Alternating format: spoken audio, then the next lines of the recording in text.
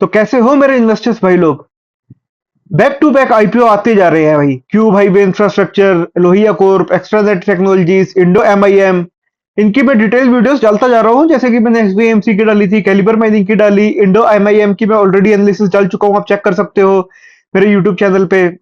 आज हम बात करेंगे एक्स्ट्रानेट टेक्नोलॉजीज के आईपीओ की।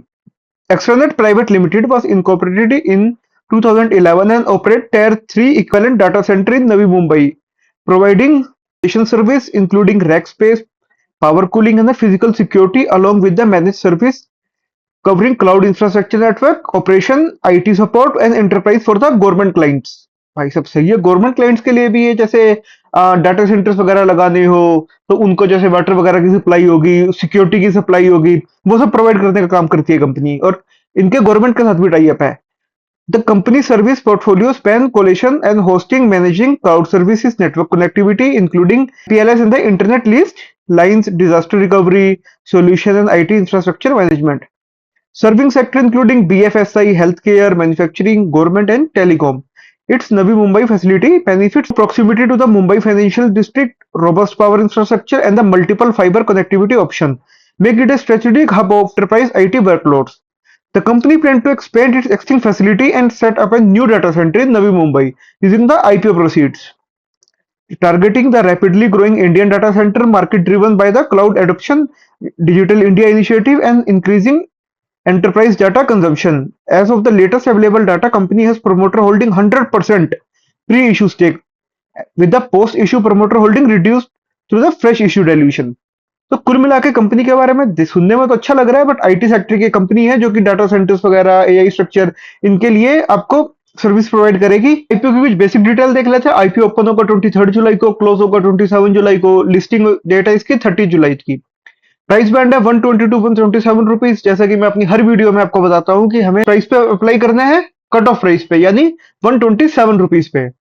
लोट साइज है इसका 110 शेयर्स का। इन्वेस्टमेंट 13,970 रुपए की।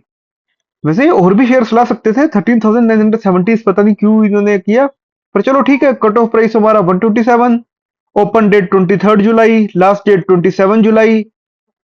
अलॉटमेंट आएगा 28 जुलाई को एंड द लिस्टिंग होगी इसकी 30 जुलाई को। जो साइज लगभग 150 करोड़ का एक छोटा सा आईपीओ है और 100% फ्रेश इशू है। अगर रिजर्वेशन कोटा की बात करें तो क्विक का 50%, रिटेल का 35% एंड एनआईआई कैटेगरी का 15%। अब देखते हैं कंपनी पैसा किस लिए उठा रही है। Objective for issue, repayment and prepayment, मतलब लोन चुकाने के लिए 21 around 22 crore. Capital expenditure for purchase and install of the system and hardware, कुछ सिस्टम एंड हार्डवेयर खरीदने के लिए सिर्फ 7 करोड़। ठीक है चलो। Working capital requirement of the company 102 crore and general corporate purpose, जो कि हर कोई लिखता ही है। कंपनी की कुछ केपीआई हम देख लेते हैं। अब मार्च 25 से लेके मार्च 26 की, पिछले फाइनेंशियल से लेके इस फाइनेंशियल ईयर की आरओई 44% से 34% ड्रॉप आया है। आरओसी भी 39 लगभग 40% से 32% रह गया, इधर भी ड्रॉप आया है। डेट टू इक्विटी 0.4 से 0.6, ये भी बढ़ी। मतलब हमारा आरओई भी नेगेटिव, आरओसी भी नेगेटिव, डेट टू इक्विटी भी नेगेटिव, रिटर्न ऑन नेटवर्थ भी नेगेटिव।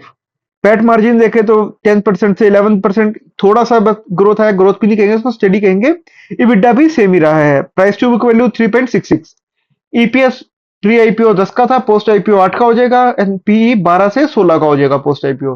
प्रोमोटर होल्डिंग देखी जाए तो 62 की रह जाएगी। जो भी स्टार्टअप टाइप आते हैं तो इनकी प्रोमोटर होल्डिंग आपको देखने को कमी मिलेगी, क्योंकि इनको पैसा उठा होल्डिंग्स को डिल्यूट करते रहते हैं लोग।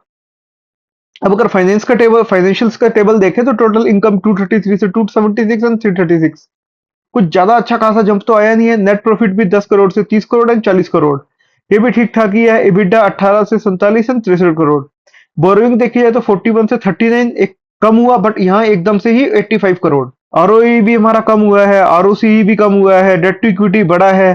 तो फाइनेंशियल्स तो मुझे ऐसे कुछ खास लग नहीं रहा कंपनी के फाइनेंशियल आप ग्राफ में देख सकते हो। टोटल इनकम इसकी, net profit, asset, EBITDA, borrowings ratio 3 के आसपास का आ रहा है। मार्केट कैप 666 करोड़ है। डेट टू इक्विटी 0.63 है इस कंपनी की। एंड मार्केट सेंटीमेंट्स भी इसको लेके 61 ही है, बुलिश है। अभी मार्केट का सेंटीमेंट चल रहा है, मुझे कोई इस पे ज्यादा खास भरोसा आ नहीं रहा है आईपीओ पे। बाकी देखते हैं मार्केट का सेंटीमेंट कैसे रहेगा। अभी तो लास्ट 2 दिन से मार्केट ने थोड़ा सा रुलाया ही है हमें। अगर आज का इसका जीएमपी देखें तो 15% दिखा रहा है, बट मुझे उम्मीद नहीं है 15% रहेगा। मेरे ख्याल से 5 से 10% के आसपास आना चाहिए। एक्सपेक्टेड लिस्टिंग है इसकी 146 रुपीज एंड एस्टिमेट प्रॉफिट पर लॉट 2000 रुपीज का। अभी तक ये आईपीओ ओपन नहीं हुआ है, जैसे ही ओपन होगा और सब्सक्रिप्शन क्या है, लाइव जीएमपी क्या है, ये सब मैं अपने टेलीग्राम पे पोस्ट करता रहता हूँ। आप उसको जरूर ज्वाइन करना, वो एकदम फ्री ऑफ कॉस्ट है, और वहां पे आपको स्विंग ट्रेड्स होगी, कोई ऑप्शन ट्रेड कोई मुझे अगर अच्छी लगी, या कोई ऐसी मार्केट की न्यूज जो आपको सुननी जरूरी है। अगले रिजल्ट्स आ रहे हैं तो मैं ये क्वार्टर 1 के रिजल्ट्स भी कुछ कुछ वहां डालते रहता हूँ, जो अच्छा लगता है मुझे डालने के लिए। तो उसको भी आप जरूर कंसिडर कर सकते हैं। अगेन यूट्यूब को एक बार जरूर सब्सक्राइब करना, आप चैनल को एक बार विजिट करना। शॉर्ट्स में भी जैसे मैंने Q1 के रिजल्ट डाले थे, आईटी सेक्टर के बारे में डाला था, जो रिजल्ट आने वाले थे इनको प्री अनाउंस कर दिया था, कुछ ईटीएफ्स के बारे में भी डाला था, आप चेक कर सकते हो। Thank you.